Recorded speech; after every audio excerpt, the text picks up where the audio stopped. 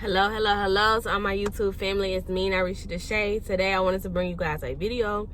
I know it's been a minute since I last posted, so I wanted to go ahead and do something really quick while I'm out here running errands, and I'm feeling kind of good today. So I was just like, you know what, let me go ahead and fill my people in on some things that I wanted to talk about. So today's video is going to be what I absolutely love and hate about being a labor and delivery nurse. I decided that I wanted to go ahead and remake this video because, you know, being a labor and delivery nurse at a longer point at this time, I've been doing this for a year and a half now. I realized that there are more serious things that is to love about being a labor and delivery nurse, and there are more serious things to hate about being a labor and delivery nurse. But at the end of the day, I would not change what I do for nothing. I absolutely love women's health and being on the OB side of it. I love it. And if I ever get on the GYN side of it somewhere down the line, I'm pretty sure I love it just as much. Let's get started. I have some stuff written down because, of course, I had it in my phone, but I'm recording on my phone. So, yeah. One of the things that I love the most about being a labor and delivery nurse is the interaction with the moms, with the families, with the kids. People come in and their hopes and their dreams is to have a healthy delivery. They're happy, they're smiling, of course, until the pain really hits. But these are mostly the moms that are getting induced that are like happy and, you know, just ready to start their day and ready to just get their inductions together.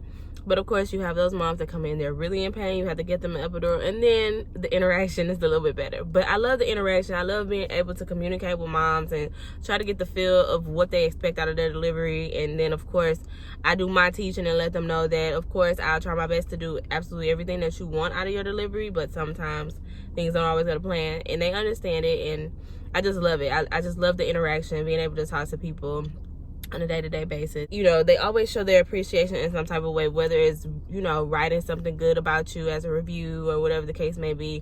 I've gotten like chocolates from patients or cards from patients, and it's a really good feeling. But overall, it's the interaction that I love the most. The other thing is the feeling of a great and healthy delivery for a baby. You guys don't understand how sometimes a labor and delivery nurse is looking at a strip and we're like, oh my God, like if this baby does not come out because the baby is having decelerations, the baby's having lates or something that makes you think like, okay, this is a cord, or there is something going on with the placenta in there, and you're just like, oh my God, like the only thing that's really gonna fix this, because you've turned the patient, because you've done all this other stuff, the only thing that's really gonna fix this is delivering this baby.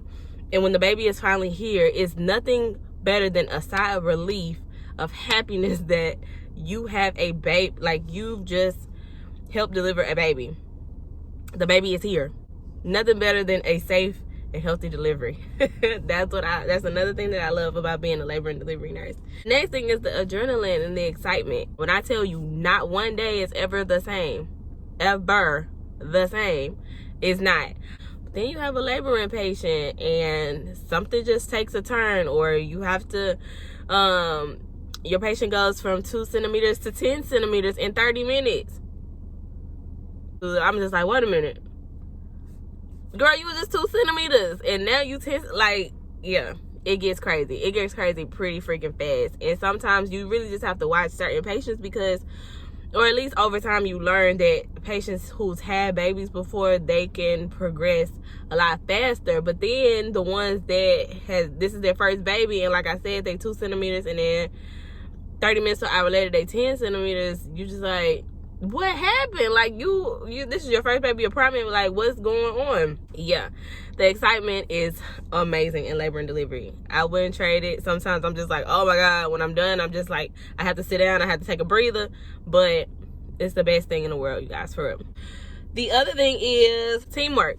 I love the teamwork on the labor and delivery floor, you guys. Sometimes it gets crazy, and you have to understand that as a labor and delivery nurse, you cannot just not ask for help. That's one of the things that I learned, because of course in the beginning you're kind of feeling like, okay, I don't want to seem like the person that asks for too much help, but baby, ask for help, because you're not just taking care of a mother, you're taking care of their child too. You really need that teamwork, because if you don't know what you're doing or if you never experienced it, call somebody.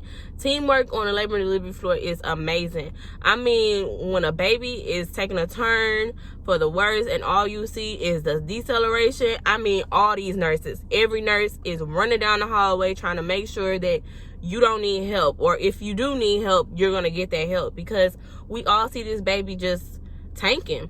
If my baby is just tanking, I'm gonna see a nurse in the next 10 to 15 seconds walk through that door and ask me, do I need help? And if I really do need help, they're gonna call the rest of the people down the rest of the nurses down the hall. Like, that's just the best thing, having teamwork and collaboration and not ever feeling like you're alone. The last thing that I would say that I love about being a labor and delivery nurse is that I'm not just a labor and delivery nurse. I have the experience of 5 different nurses. Well, actually more than that now that I think about it. I'm an antepartum nurse, I am a postpartum nurse, I'm a baby nurse, I'm a pre-op nurse, I'm a PACU nurse, and I am an OR nurse, because I circulate in the operating room, I recover a patient after post-anesthesia, I get them ready before anesthesia. Sometimes I have to watch antepartum patients, and some hospitals actually have an antepartum floor for patients that aren't quite ready to deliver but may have to be on bed rest. My bad, my husband just called me. But basically what I'm getting at is that sometimes we just have to pay attention to people other than labor and delivery patients. We do so much more as labor nurses. So those things, love. Of course, there's a bad side to everything, and I'm not saying this to discourage anybody. I know a lot of people that want to be labor and delivery nurses, and they follow my channel specifically because I am a labor and delivery nurse.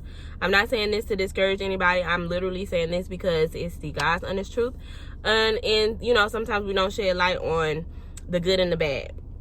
So I'm here to tell you what I hate also about being a labor and delivery nurse. Number 1, death. I don't care if it's a baby, a mom, whoever. I don't like death. I've never liked it in my real life. I've never liked it when I worked at a rehabilitation center with geriatric patients. I don't like it now. Of course, you see more fetal deaths than you will see a maternal death, but guys, like, for real, it's so hard on you if you have any type of death as a nurse, and can't stand it. Like, anything unexpected emergency wise. So if you ever have to call a code pink, which means the baby is crashing, when the baby comes out, that baby can be limp, you can't get a reaction out of it, you can't get it to stabilize. If you have to call a code blue, if you happen to have a cord prolapse, a hemorrhage, shoulder dystocia, it's so much stuff that can happen that's unexpected. And of course, like I said, every day is going to be something different. Every day is not going to be the same, but you will have those good days, and it'll feel like, okay, yesterday was crazy, but it was good. Yesterday, you're going to have a crazy day, but a good outcome. Crazy day, but good outcome. Crazy day, but good outcome. And then boom, there goes a cord prolapse, or then boom, there goes whatever. You know what I'm saying? And I hate that. These are some things that we are supposed to understand as nurses, that it can happen because of factors that play into it. When we look at the bigger babies or stuff like that, we say, oh, just be prepared for a shoulder dystocia. And then when it happens, you're already prepared that it was going to happen. But sometimes you just can't. It just happens. You can't, can't determine if it's going to happen or not. You can't prepare for it. But it's almost like you just have to be on your toes, regardless of the situation, because it's unexpected. But I just hate the unexpected. I just hate the unexpected. The other thing is the emotional stress. And I say emotional stress meaning that you're going to get a lot of mothers, whether they've had babies, whether they haven't had babies, that are going to be very emotionally, I wouldn't even say unstable, but very emotional. Sometimes it's because they're not making cervical change. Sometimes it's because they've been sitting in that bed for so long, and the bed is so uncomfortable because it breaks down right in the middle, like right where your butt is. So it's like these patients are just uncomfortable. They're in pain. Some patients come in there at 1 centimeter and they want an epidural, so they're crying all night, or they're frustrated with their nurse, or they're complaining on their nurse because the nurse isn't advocating for them. And what can I advocate? Other than the fact that this patient is really in pain. And of course I can give pain medications along the way, but some of the pain medications that you give, affects the baby. So you have to make sure that the baby is okay. Like, it's a lot of factors, and these moms, they don't want to hear that because they are in so much pain. So pain management is a huge thing on a labor and delivery floor, and it's just emotionally stressful to the nurse, to the charge nurses, to whoever, because of the fact that you want to advocate. You really, really do, but you can't really advocate certain things. And it's just like, okay, now what do I do, you know? So, of course, you can do holistic care. You can rub the patient's back. You can, you know, talk to the patient, try to, you know, get them to understand that there are relaxation techniques and stuff like that. Sometimes they ain't trying to hear it. So like I said, it just takes an emotional toll on you. And I hate that about labor and delivery, because you're so close to these patients. You're literally one-on-one with these patients, and you really want them to trust you. And sometimes you come in there and I wouldn't say you make it harder for them, but they're expecting you to be like that angel for them, and you just can't be, because it's just certain things, like I said, that you can't advocate. So it's an emotional barrier as well. Other thing I hate is when you are expecting, especially a mom, is expecting to have a vaginal delivery and we have to have a C-section. Turns out that we have to have a C-section. For me, as a nurse, it's stressful because now I'm having to be the one that has to, I wouldn't say take the blame or anything like that, but of course, after I've done all I can, this patient may get up to 8 centimeters. It sucks so bad when a patient gets up to 8 centimeters or 9 centimeters and they just stall.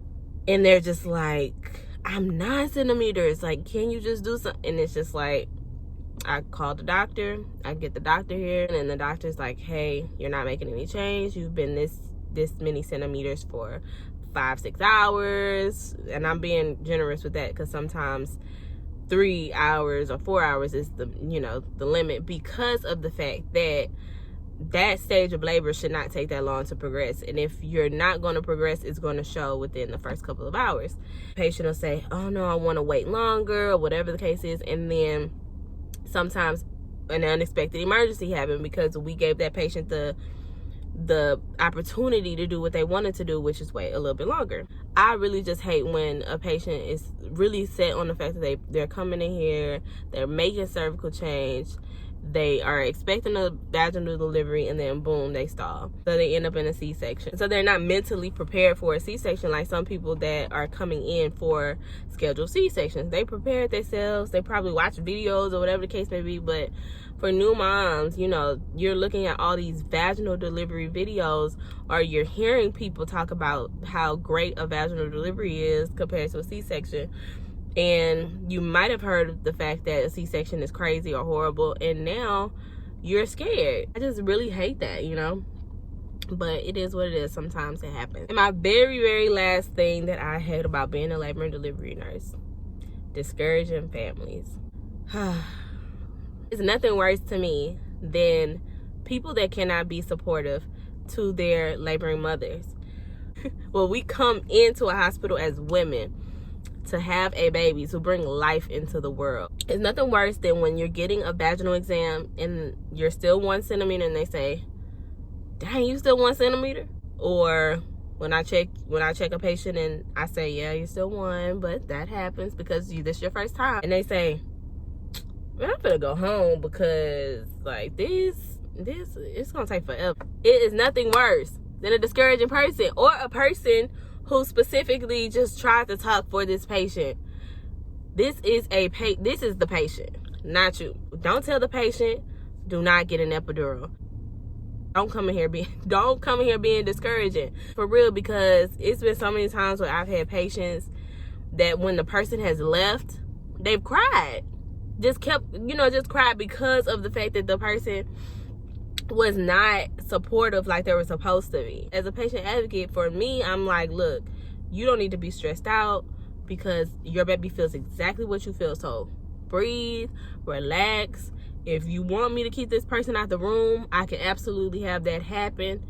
You know what I'm saying? But I hate it because this is supposed to be a great time in a person's life. And it can't even be that, because there are people who are so impatient they can't just let this person labor. It is what it is at the end of the day, but there are pros and cons everywhere. Like I said, I absolutely love being a labor and delivery nurse. Everybody's going to have things that they love about it and things that they hate about it. And me specifically, I feel that the things that I dislike about it, that'll be everywhere. That'll be for any labor and delivery nurse. Things that I love about it is what makes me stay. The things that I love about it is what makes me a better nurse, in my opinion. You know, just the adrenaline, interaction, being able to have these safe, beautiful deliveries, you know, being able to be a part of a team that actually knows how to be a team. Like, I love stuff like that when it comes to labor and delivery. Of course, the emergencies and the unexpected things, it's going to be scary, but that's also a part of the adrenaline. That's also a part of the job. So yeah, at the end of the day, labor and delivery is where it's at. If you had to ask me what specialty would I have chosen, after the fact that I've already been a labor and delivery nurse, I would still say labor and delivery. So with that being said, I am done with this video. I hope you guys enjoyed it. I really enjoyed making it. Rate, comment, subscribe. I have more videos coming up. I have a lot that has happened to me. Like, y'all, for real, I have a lot that has happened to me, and I'm going to share these videos with you guys. Next week, I'm actually making a very, very special video, so stay tuned for that as well. My next video coming up is going to be about night shift because I'm going to day shift. So stay tuned for that video as well. That big surprise video, that's going to come sometime next week. I don't know exactly what day, but you guys know that I make my videos and I kind of just like edit them in the same day. Pretty quick with editing because it is what it is. Y'all ain't gonna be expecting this. Y'all ain't gonna be expecting this one. All right, I'll talk to y'all guys at a later date. Love you. Bye.